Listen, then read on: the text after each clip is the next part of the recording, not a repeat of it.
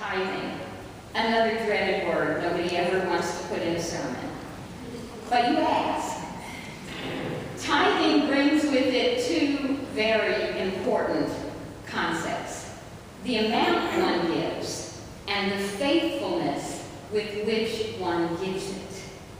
I believe those two concepts are equally important.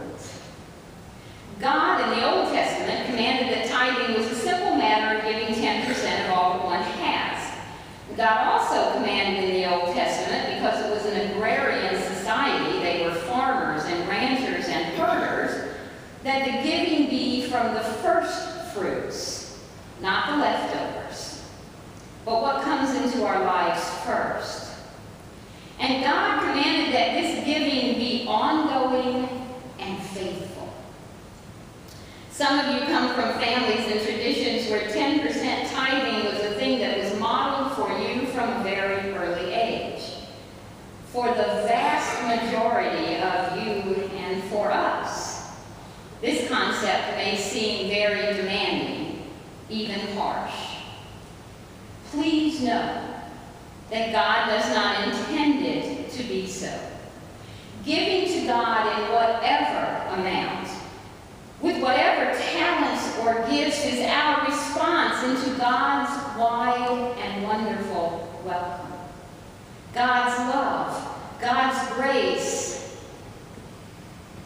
God's love and God's welcome is freely given and freely experienced by all of us who answer the invitation. Over time, we may explore this concept of tithing further if you like.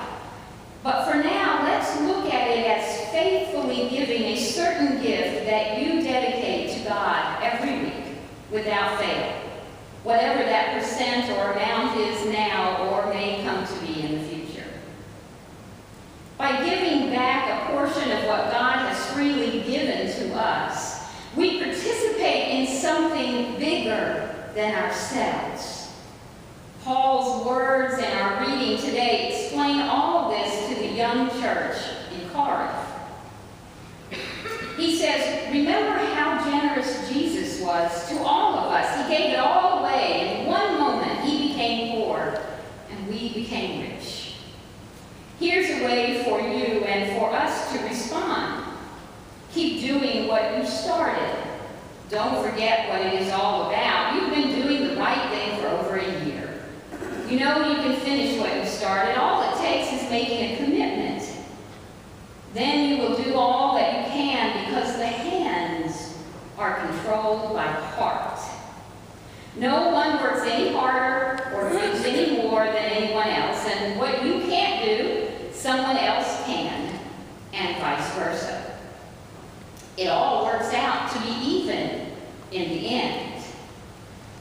Okay, so maybe I changed the words a wee bit along the way, but this is what I think Paul would tell us, a young church in Central Florida.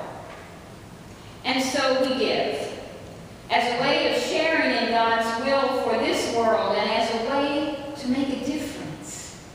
We give of heart and soul, of wealth and talent, of time and energy, not because God requires it of us. We give in response to all that we have been given, as an act of worship, as a way to be a part of what God is up to in this world, as a way to say there's more to life than just material things, as a way of telling the world that God has made a difference in our lives. And finally, we give because by giving in all these things, we grow richer in God's grace.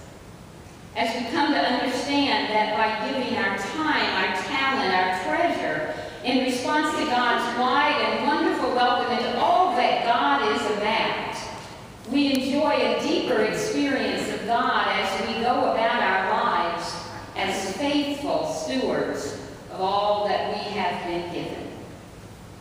And God just keeps on welcoming, widely and wonderfully and wildly, inviting us into a deeper life, deeper than anything we have